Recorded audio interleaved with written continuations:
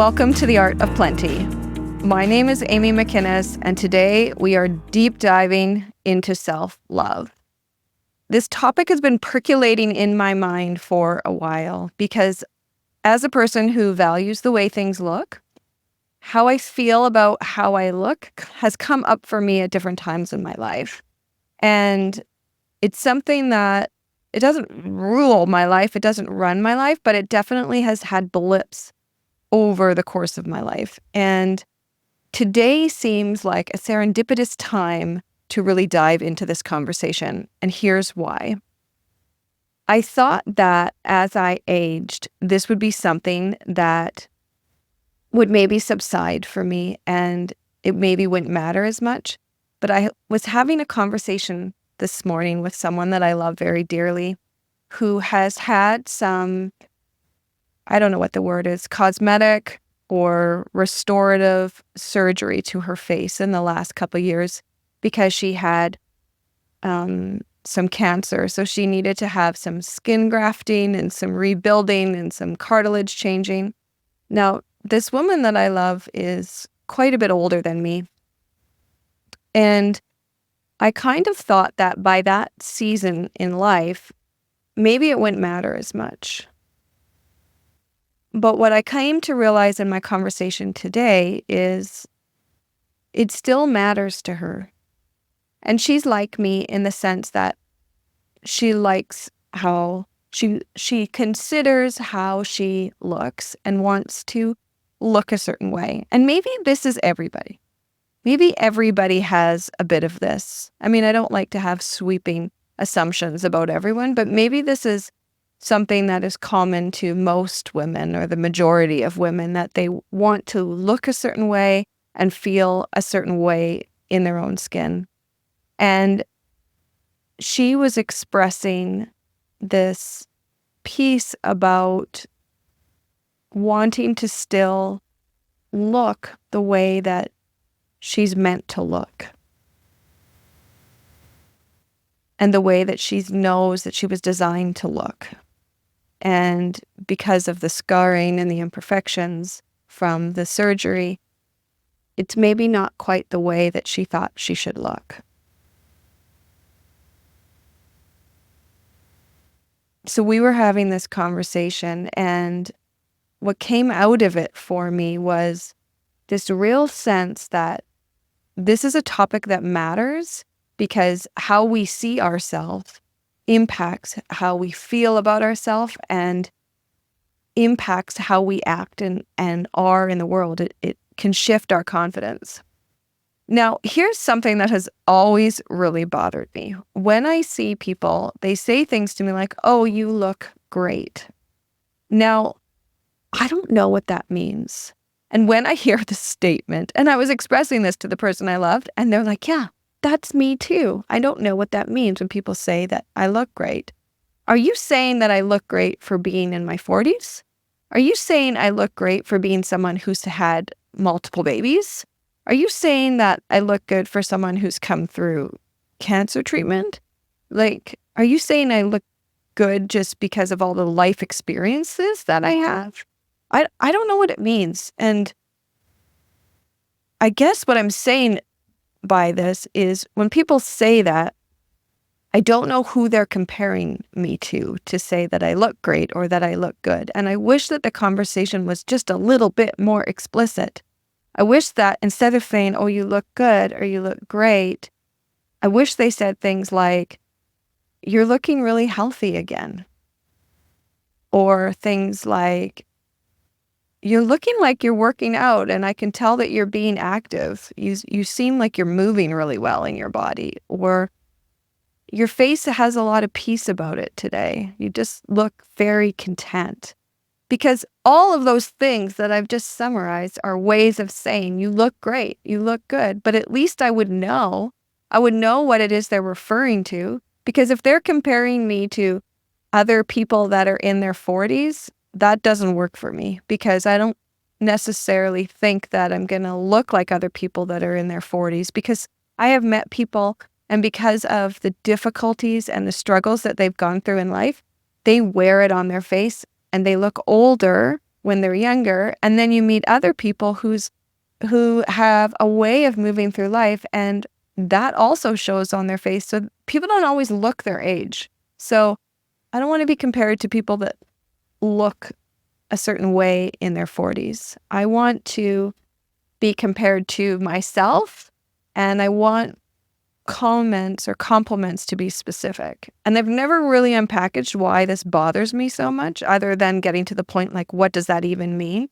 But it makes me want to give compliments and comments to other women that are specific and direct. Because there's something about feedback when it's specific and direct that it really means more, and we can really take it in. It helps to eliminate that question of what does this even mean? And then we can really accept the compliment.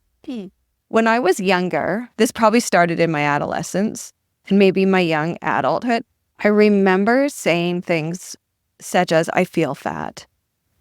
Now, I was never fat, and I never even was overweight in that season of my life. When I would say that phrase, it wasn't the word fat that really had any meaning. The word that had meaning in that three-word sentence was the feeling piece. Because what I was talking about was how I was feeling inside. There was an emotional or a hormonal piece, and it was about how I was feeling about myself.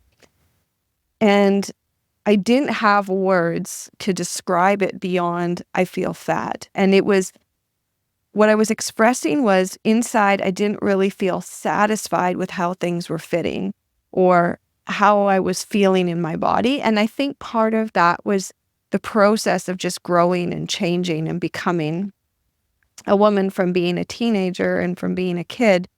But it also talks about all of the chemical stuff that we have going on in our brains and that feeling of self-esteem and self-appreciation.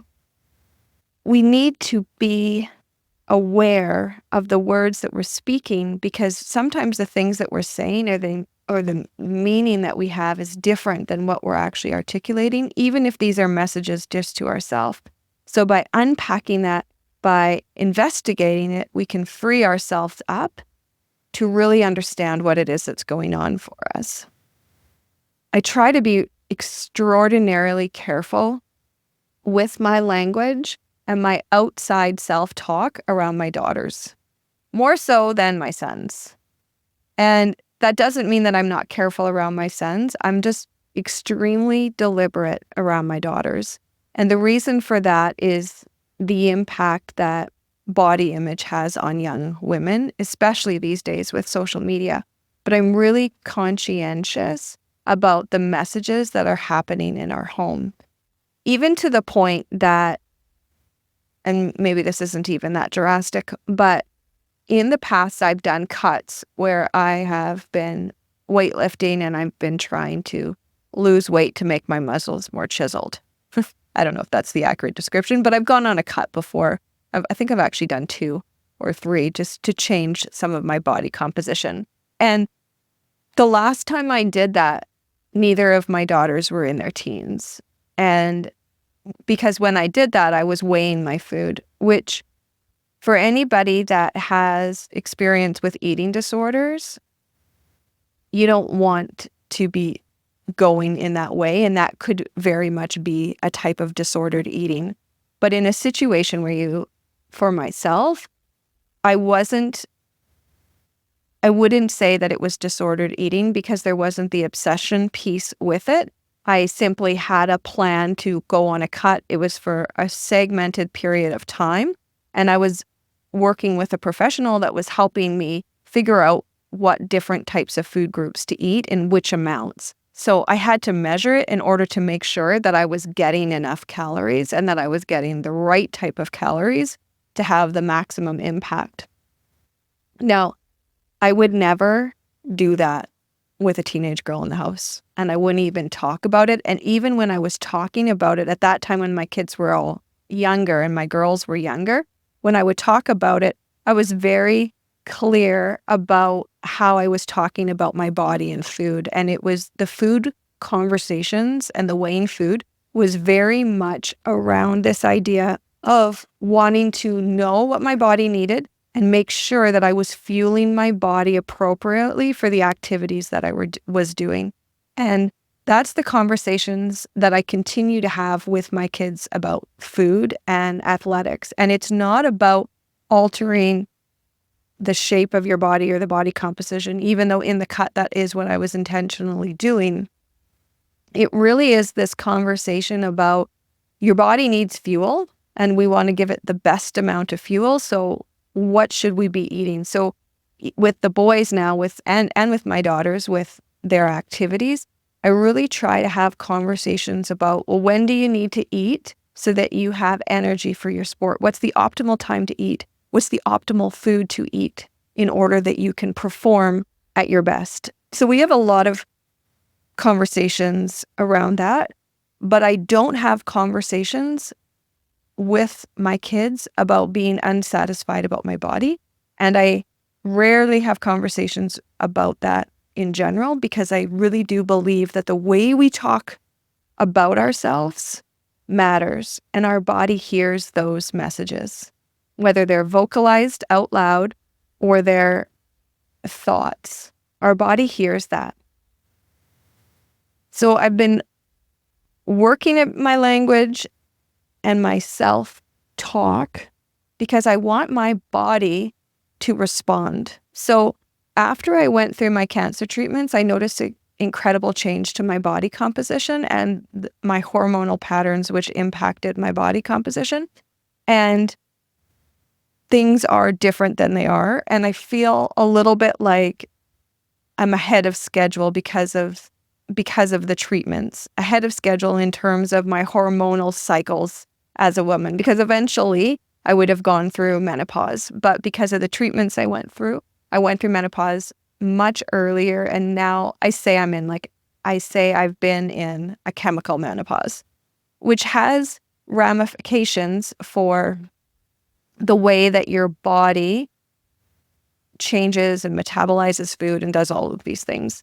So I've been trying to be more conscious of the things that I'm saying about my body. And when there's parts of my body that I maybe feel a little bit less satisfied with, I've been trying to think thoughts of love towards my body, even though I don't necessarily feel that way, because I keep thinking to myself, can I trick myself?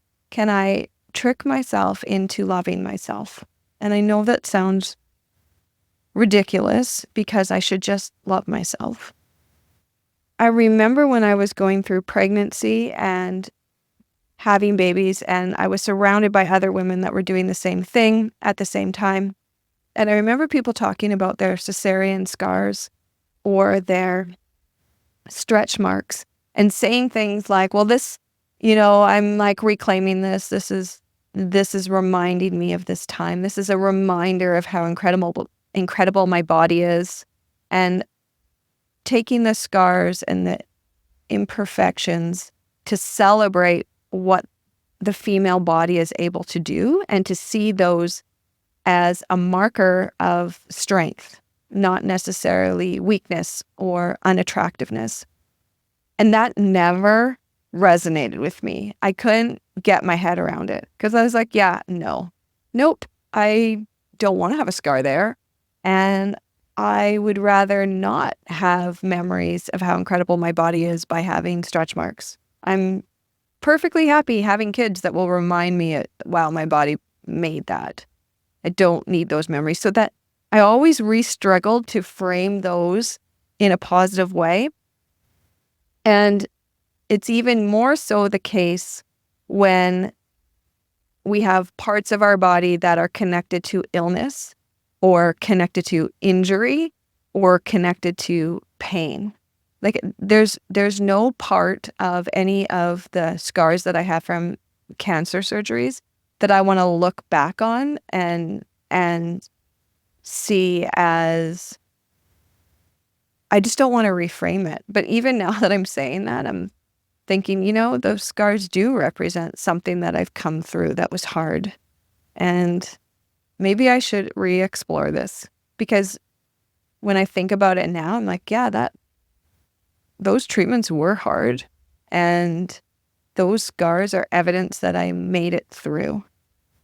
And the funny thing about the cancer scars is they don't actually bother me as much as the cesarean scar or as much as the stretch mark that I had. Like those don't actually, the cancer ones don't bother me as much. Who knows why? Like, what a weird thing. That one would so much, that represented something so lovely, and then the other one that represents something so horrible. It's funny that they don't actually line up that way. So here's one of the things I've been working on. What about thinking about a person that you really love and value? When you bring them to your mind, when you see them, do you notice their imperfections? Do you notice the parts of them that maybe aren't just quite right?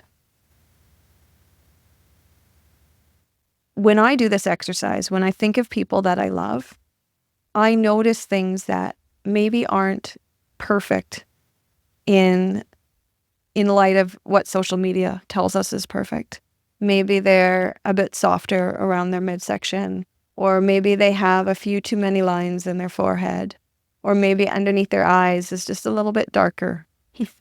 And when I think about those things in the people that I love, and when I bring those women's faces and bodies to mind, I don't pull out those pieces, even though I see them, even though I see the little wrinkles and I see maybe the puffiness under the eyes or the midsection that is a bit heavier. I notice those things, but I have no feeling of negativity towards them because I see the whole person, all of the parts together, because that is how we are. We can't cut up and reject certain parts and love other parts. We have to see the whole thing as it is, the whole piece, because it's not just these individual parts. It's how these parts come together to form this person. It's how the hair frames the face. It's how the shape of the eyes sit over the nose. It's the combination. And if we were to take parts of ourselves that we didn't like and exchange it for another part or a younger part, it would put the rest of the whole off balance.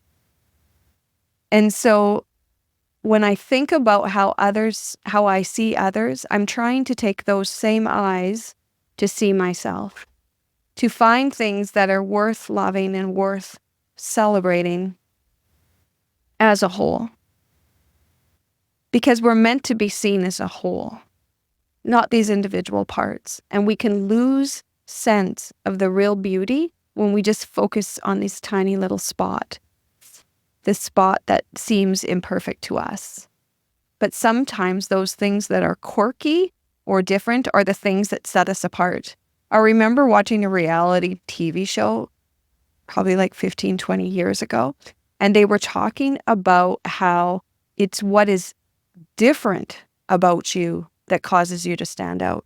It's not the perfection. What will make you go really far is having a bit of imperfection, because it gives something to people to really love, and that is uniquely you. That is what will actually set you apart, is your perception of imperfection, like a tooth gap or a slightly different shaped forehead than everybody else. So when you have these parts of you that are different or not the way that you think they should be, whether it's because your body's gone through significant changes related to having babies, or because you've gone through illness or you've gone through injury, the method through, the way through is acceptance. That's the way to self-love. And what's been helping me is seeing myself as a whole and recognizing, like the same thing that I was saying early on, recognizing what my body does for me. You know, my body moves, my body helps me get up, my body enables me to do all of these things that I feel so passionate about and enjoy doing, especially the physical things. And this part is so interesting and funny to me because I have a lot of friends who are movers. They're always active and they've always been active. I have a few sister-in-laws that are actually like this. They just love to do things. They're out walking, they're biking, they're sledding, they're surfing. They're very active people. And I have a very close friend that is like this as well. And like I get up and I'm like, I just want to have a coffee and visit and chat with you. And she's like, well, let's get up and let's go for a run. And then when we get back, let's stretch and then let's go to a class. Like she's always moving and always thinking about moving. And I have never been like that. When I was a kid, I used to hide underneath my couch and read. And I would not answer the call when my mom would be yelling at me. Where are you? I would just ignore her. I was a kid that liked doing crafts. I'm a person who loves to learn. I'm happy to sit at the piano and play. I am very content to sit around and do things that occupy my hands and my mind. I am quite content not being physically active. This is the complete opposite of my husband. He is definitely somebody who enjoys activity and lots of activity and feels better when he does that.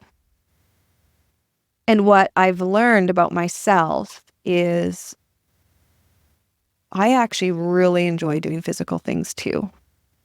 And even though that's not the way that I'm bent, when I've done them in the past, I now really like doing it because when I've been active in the past, it totally changes your chemical makeup inside. Like our bodies were meant to move. And I feel so good when I'm moving and doing things. And because I've been habitual about different physical activity like stretching or weightlifting or different cardio activities or Pilates, I now know what the benefit is mentally, emotionally, and physically from being active consistently. So because of that, I've actually shifted how I am. And now I'm very much both. I love to sit and read and craft and music and art and all of those things, but I still also love to do Pilates, go for runs, go for a bike ride, and enjoy both sides of it.